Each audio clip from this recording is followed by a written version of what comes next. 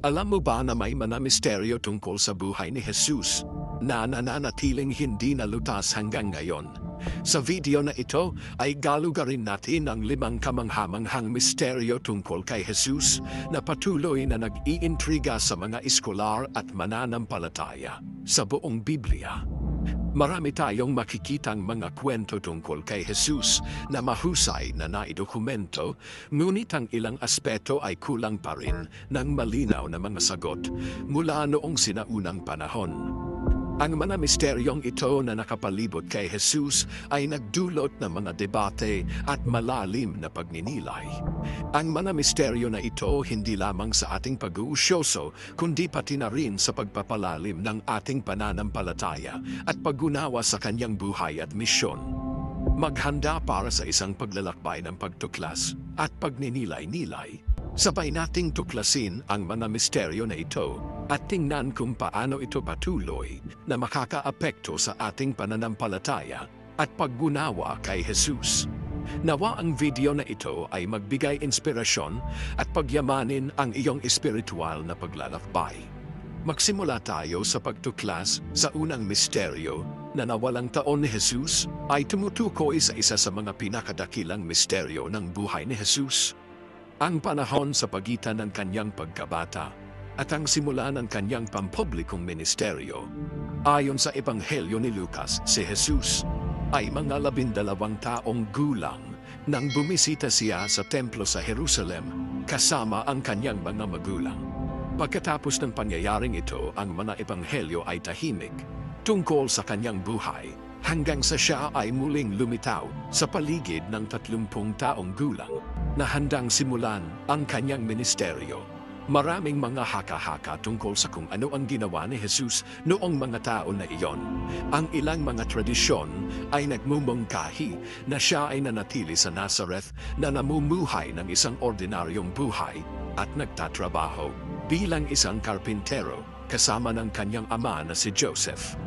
Ito ay makatuwiran dahil si Jesus ay madalas na tinutukoy bilang anak ng karpintero, ngunit ang ilang mga iskolar ay may iba pang mga iskolar sa mga banal na kasulatan.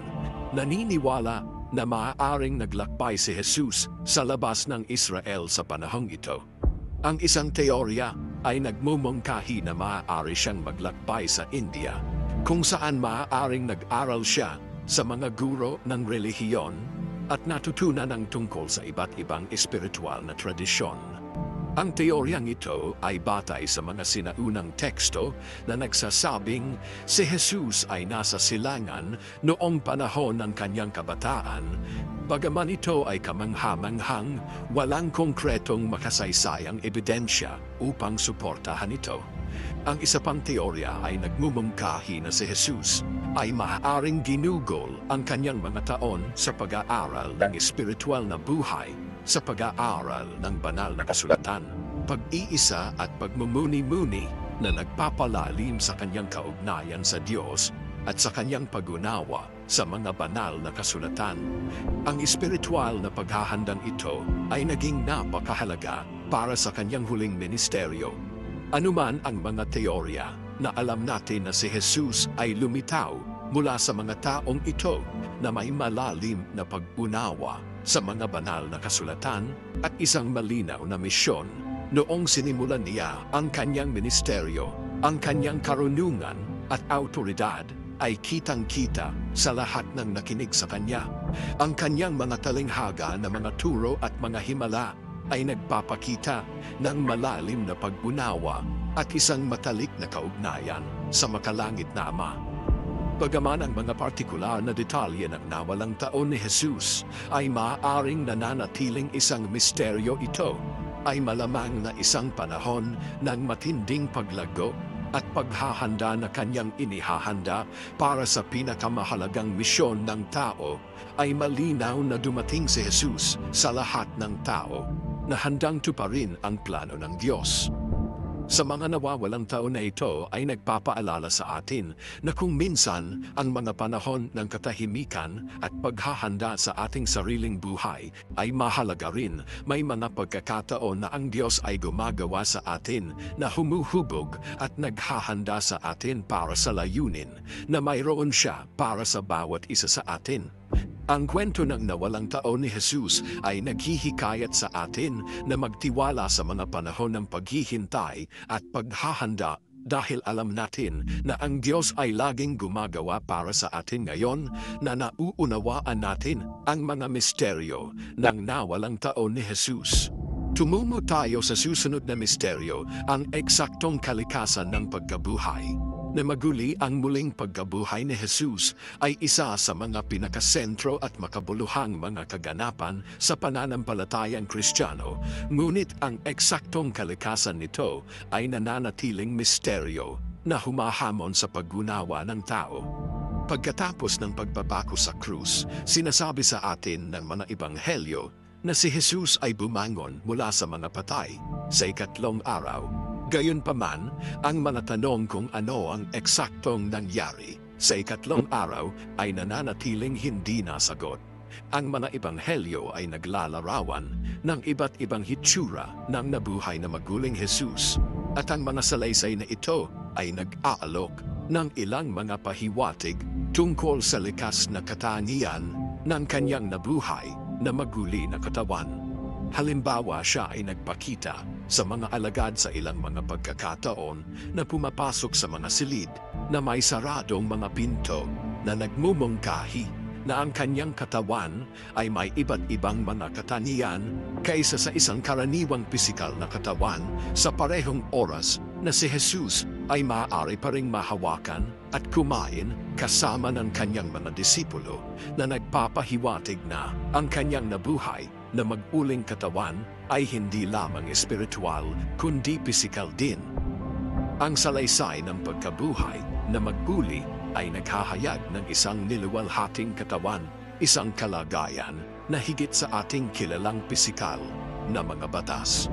Sa unang liham sa mga taga-Korinto Kabanata 15, binanggit ni Pablo ang pagkabuhay na maguli bilang ang pagbabago ng mortal na katawan sa isang walang kamatayang maluwalhati at makapangyarihang katawan. Inilalarawan niya ang muling pagkabuhay bilang isang misteryo, ngunit pinaninindigan na ang mga mananampalataya ay makakaranas din ng katulad na muling pagkabuhay. Isang nakakaintriga na tanong ay kung paano nauugnay ang walang laman na libingan sa muling pagkabuhay. Ang walang laman na libingan ay isang makapangyarihang patutuo sa kaganapan, ngunit hindi nito ipinapaliwanag ng eksakto kung paano binago ang nabuhay na linya ng katawan ni Jesus at maingat na binago ang katawan ni Jesus. Ang libingan ay nagmumungkahi na ang isang bagay na pambihirang nangyari ay isang bagay na higit pa sa pagkaunawa ng tao. Ang isa pang mahiwagang aspeto ay ang pagkilala kay Jesus pagkatapos ang muling pagkabuhay sa ilang mga paglitaw tulad ng sa daan patungo sa Emmaus o noong nakilala niya si Maria Magdalena. Si Jesus ay hindi nakilala noong una ng mga taong lubos na nakakakilala sa kanya. Pagkatapos lamang magsalita o magsagawa ng isang pamilyar na kilos ay nakilala niya. Ito ay maaaring magpahiwatig na ang kanyang nabuhay na maguli na katawan ay may ibang anyo o na mayroong isang espiritual na dimensyon na hindi madaling unawain ng mga pandama ng tao. At ang mga tanong sa ikatlong araw ng muling pagkabuhay ni Jesus, ngunit ang muling pagkabuhay ni Jesus, ang kalikasan ng pagbabagong ito at ang kaugnayan nito sa kawalang hanggan ng Diyos ay masalimuot at lampas sa ating ganap na pagkaunawa. Bagaman maraming aspeto ng pagkabuhay na maguli ay nananatiling mahiwaga, ang epekto at kahulugan nito ay malinaw. Ang epekto at kahulugan. Ang muling pagkabuhay ni Jesus ay ang sukdulang tagumpay laban sa kamatayan, tanda ng bagong buhay na inialay sa lahat ng naniniwala sa Kanya. Ito ay isang pangyayari na sumasalungat sa ating pangunawa, ngunit ito rin ay nagbibigay sa atin ng pag-asa at isang pangako ng buhay na walang hanggan. Ang eksaktong katangian ng pagkabuhay na maguli ay isang paalala ng kapangyarihan at misteryo ng Diyos na nag-aanyaya sa atin na palalimin ang ating pananampalataya at pagtitiwala sa kanyang pangako.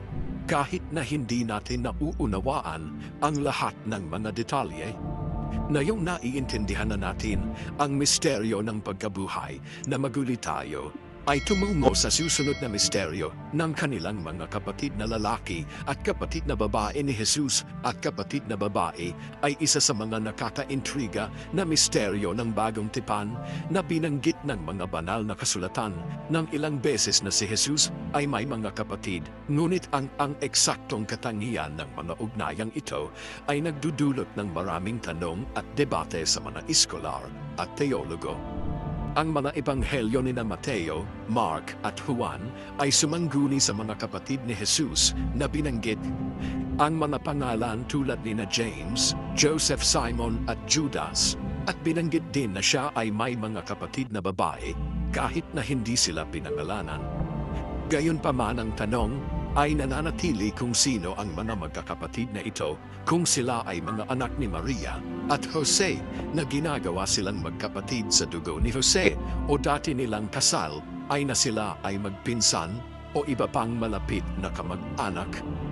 Bilang ilang mga interpretasyon ng ang orihinal na mga salitang Griego ay nagmumungkahi na ang mga simbahang Katoliko at Ortodokso ay itinataguyod ang doktrina ng perpetual virginity ni Maria na nagmumungkahi na ang magkakapatid na ito ay talagang mga pinsan ni Jesus o mga anak ni Joseph mula sa isang nakaraang asawa.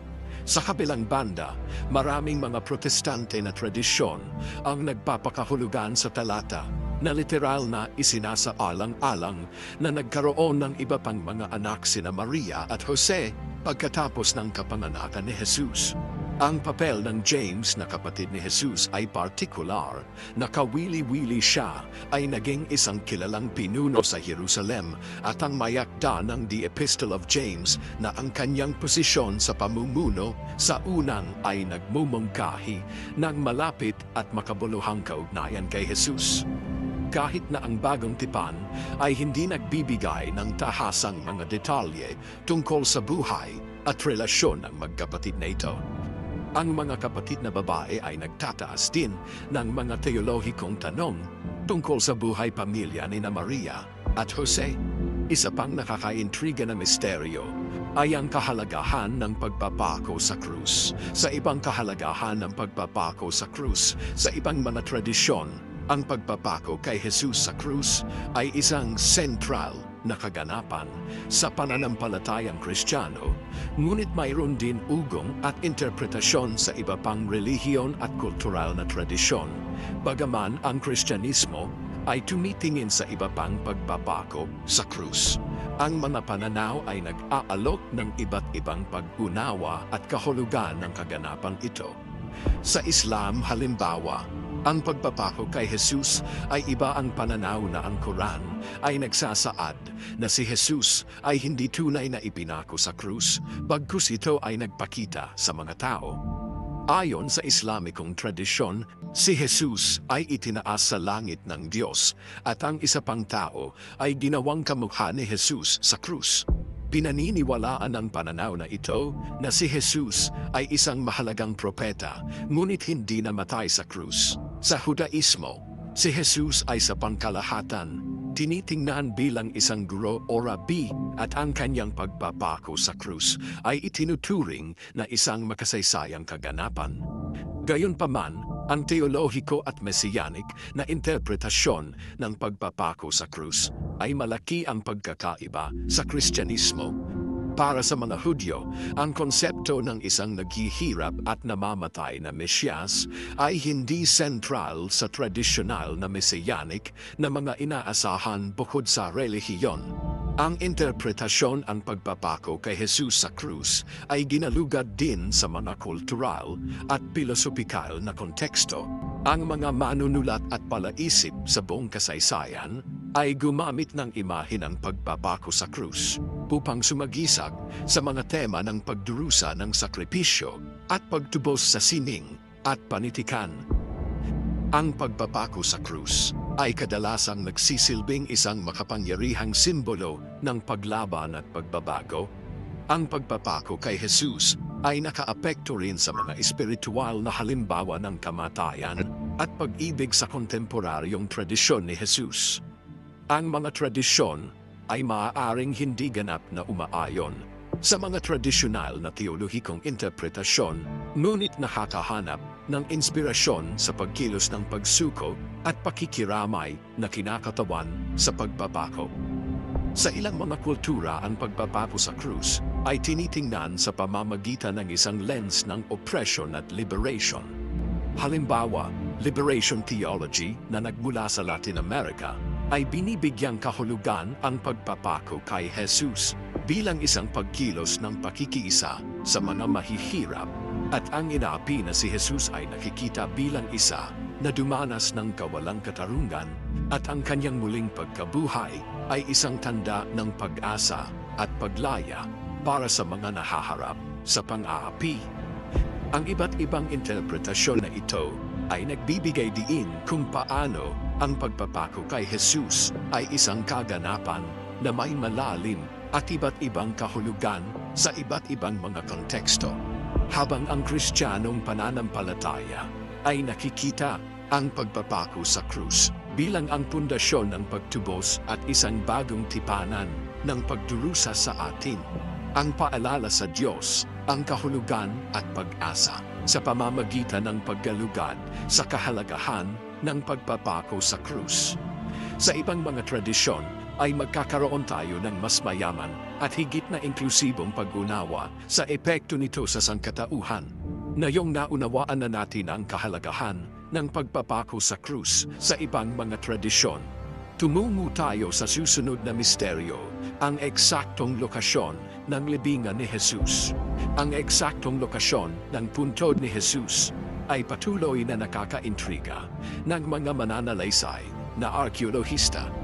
Ang Holy Sailor sa Jerusalem ay tradisyonal na iginagalang bilang ang libingan ni Jesus.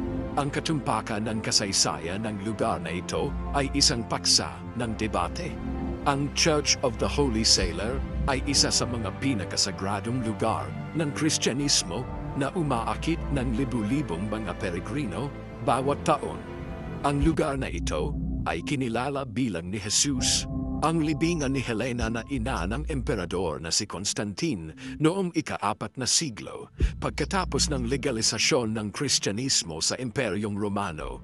Mula noon ito ay pinarangalan at malawak na tinatanggap ng tradisyong Kristiyano. Gayunpaman, ang arkeolohikal at makasaysayang ebidensya na sumusuporta sa pagkakakilanlan na ito ay limitado. Isa pang iminungkahing lokasyon ay ang hardin na libingan na matatagpuan sa labas ng mga sinaunang pader ng Jerusalem na natuklasan noong ika-19 na siglo. Ang batong Yune na libingan na ito ay tila tumutugma sa mga paglalarawan sa Biblia ng libingan ni Jesus.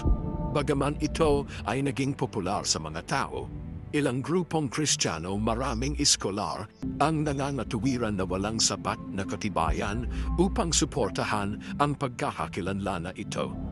Ang kahirapan sa pagtukoy sa eksaktong lokasyon ng libingan ni Jesus ay bahagyang dahil sa mahabang panahon na lumipas mula noong orihinal na mga kaganapan. Ang modernong araw na Jerusalem ay isang lungsod na itinayo sa ibabaw ng mga suson ng kasaysayan. Bukod pa ang pagkawasak ng Jerusalem ni Titus noong 70 AD kasama ang mga kasunod na pagbabagong tatag at pagbabagong anyo ng lungsod na lalong nagpapalubha sa pagkakakilanlan ng mga partikular na lugar na binanggit sa Ebanghelyo. Ang isa pang salik na nag-aambag sa misteryo ay ang kakulangan ng detalyado at tumpak na paglalarawan sa mga teksto sa Biblia tungkol sa eksaktong lokasyon ng libingan. Ang mga ebanghelyo ay nagbibigay ng mahalagang impormasyon tungkol sa kaganapan ng muling pagkabuhay, ngunit hindi gaanong malinaw ang mga ito tungkol sa mga partikular na detalye ng heograpikong humahantong sa iba't ibang interpretasyon at pagtatalo sa iba't ibang tradisyon at mga eskolar. Ano man ang pinakamahalaga sa eksaktong lokasyon ng mga mananampalataya, kung ano ang pinakamahalagang mensahe ng muling pagkabuhay ni Jesus. Ang walang laman na libingan ay sumisimbolo sa tagumpay laban sa kamatayan at ang pangako ng buhay na walang hanggan. Ang paghahanap sa libingan ni Jesus ay isang paglalakbay na nagpapaalala sa atin ng pangmatagalang epekto ng kanyang buhay-kamatayan at muling pagkabuhay sa sangkatauhan, kahit na ang eksaktong lokasyon ng libingan ni Jesus ay nananatiling palaisipan. Ang paghahanap ng mga sagot ay patuloy na nagbibigay inspirasyon sa pag-aaral at pagninilay sa pananampalataya. Ito ay nagpapaalala sa atin na kahit sa harap ng mga hindi nalutas na misteryo, ang esensya ng pananampalataya ay nakasalalay sa paniniwala at magtiwala sa mga pangako ng Diyos. Ang mga misteryong ito ay nag-aanyaya sa atin na palalimin ang ating pananampalataya at ipagpatuloy ang ating paghahanap para sa pag-unawa. Ipinapakita nila sa atin na bagamat wala tayong lahat ng mga sagot, ay maaari tayong magtiwala sa kapangyarihan ng Diyos at mahalin ang buhay at mga turo ni Jesus ay patuloy na nagbibigay inspirasyon at pagbabago ng mga buhay, at ang mga misteryong ito ay bahagi ng buhay na pangmatagalang pamana kung gaano kaganda ang ipalaganap ang salita ng Panginoon. Salamat sa iyong atensyon at naway manatili ka sa biyaya ng Diyos.